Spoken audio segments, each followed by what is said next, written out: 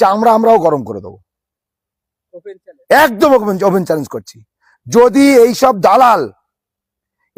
দালাল যারা দলকে বিক্রি করার জন্য 2021 সাল 2024 সালে ষড়যন্ত্র, আপনারা বলছেন আপনারাই তো গোষ্ঠী তৈরি করে দিচ্ছে। ওদের কোনো গোষ্ঠী আছে না, ওদের অস্তিত্ব আছে? এই যে আরাবুল ইসলামের কথা বলছেন, এই আরাবুল ইসলাম অলরেডি দল থেকে সাসপেন্ডেড। ওর ছেলে দীর্ঘদিন ধরে দলের সঙ্গে কোনো সম্পর্ক নেই, দলের সঙ্গে কোনো যোগাযোগ নেই। এরা দলে 2024 লোকসভা নির্বাচনে এদের দলের জন্য কোনো কাজকর্ম কিছু ছিল না, দলের জন্য কিছুই করেনি, আপনারা জানেন এটা। আর সেই জায়গায় দাঁড়িয়ে আজকে ভোটের সময় এসে গা গরম করার চেষ্টা করছে, এলাকা গরম করার চেষ্টা করছে। আপনারা জানেন 2021 সালে এই আরাবুলরা হারিয়েছিল ভাঙড়কে, 2016 সালে হারানোর চেষ্টা করেছিল, 2024 সালে হারানোর চেষ্টা করেছিল।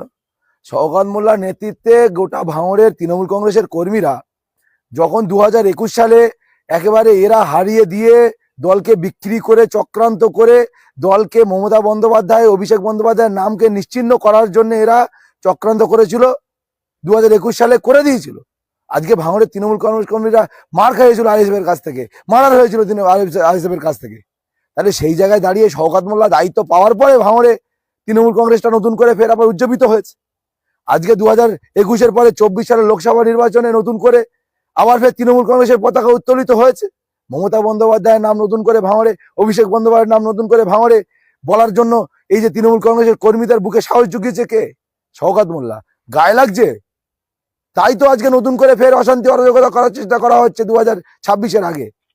মমতা বন্দ্যোপাধ্যায় বলে দিয়েছে, অভিষেক বন্দ্যোপাধ্যায় বলে দিয়েছে যে শওকত মোল্লা কোঅর্ডিনেটর ভাঙড়, ক্যানিং পূর্ব, ক্যানিং পশ্চিম এবং সাতগাছিয়া, এই 4টে জায়গাকার দায়িত্ব শওকত মোল্লাকে দিয়েছে। তাই ভাঙড়ে আমরা যারা তৃণমূল কংগ্রেসের কর্মী, সমর্থক, নেতৃত্ব যারাই আছি, সর্বস্তরের সৈনিক, শওকত মোল্লার সঙ্গে আছি। শওকত মোল্লার নেতৃত্বে ভাঙড়ে মমতা বন্দ্যোপাধ্যায় এবং অভিষেক বন্দ্যোপাধ্যায়ের নির্দেশে ভাঙড়ের তৃণমূল কংগ্রেস 2026 জিতবে। গোষ্ঠী বলে কিছু নেই, তাদের কোনো কিছু নেই, খুঁতখুঁড়ো কিছু নেই। আবার তাদেরকে আপনারা বলছেন গোষ্ঠী। 2-4 জন নিয়ে এলাকায় অশান্তি অরাজকতা করার জন্য এরা সবসময় ঘুরে বেড়াচ্ছে। প্রদীপ মন্ডল থানার উপরে তো আক্রমণ করা হয়েছে, দেখা গিয়েছে আরাবুল ইসলামের ছেলে হাকিবুল ইসলামের গাড়িতে সিসি ক্যামেরা দেখা যাচ্ছে যে সোশ্যাল মিডিয়ায় ভিডিওটা ভাইরাল হচ্ছে যে গাড়িতে আক্রমণ করা হয়েছে, তাদেরকে মেরে দেওয়ার চেষ্টা করা হয়েছে। শওকত মোল্লার কথায় কি বলবেন? দেখুন, দলের জামা গায়ে দিয়ে এই প্রদীপ মন্ডল, এই আরাবুল ইসলামের ছেলেরা, এরা দলের জামা গায়ে দিয়ে দলকে বিক্রি করে আইএসএফ এর হাতে ভাঙড়কে বিক্রি করে দেওয়ার এটা ষড়যন্ত্র করেছিল। আমরা যারা তৃণমূল কংগ্রেস কর্মী, আমরা যারা তৃণমূল কংগ্রেসের কর্মী, নেতৃত্ব, আমরা যারা তৃণমূল কংগ্রেস করি, আমাদের তো গায়ে লাগবে। বুঝতে পারছেন না? আমাদের যদি দলকে আমাদের চোখের সামনে নেতারা বিক্রি করে দেয়, তাহলে মাঠটা খেতে হবে তো আমাদের।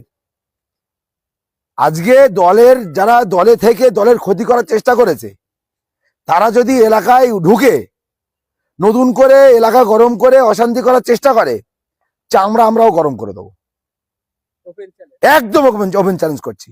যদি এইসব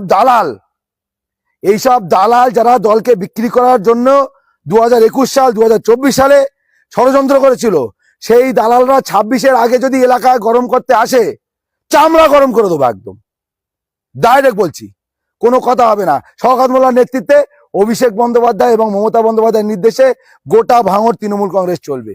এইসব দালালরা আসলে দালালদের খবর আছে। সাধারণ মানুষ বিদ্রোহ করবে, সাধারণ মানুষ আন্দোলন করবে, সাধারণ মানুষ এদেরকে এলাকায় ঢুকতে দেবে না। আমার গ্রাম, আমাদের ভাঙড়, এটা আমাদের ভাঙড়ের যারা আমরা আছি, ভাঙড়ের ছেলেরা, ভাঙড়ের সন্তানেরা, আমরা ভাঙড়কে কিভাবে শান্তি রাখতে হয়, ভাঙড়কে কিভাবে উন্নয়ন করতে হয়, ভাঙড়কে কিভাবে, এমন করে বলছে যে ক্যানিং পূর্ব, আমরাও জানো ক্যানিং পূর্ব। শওকত মোল্লার জেলায় বাড়ি না? শওকত মোল্লা ভাঙড় এক পঞ্চায়েত সমিতির ছোট অঞ্চলের বিধায়ক।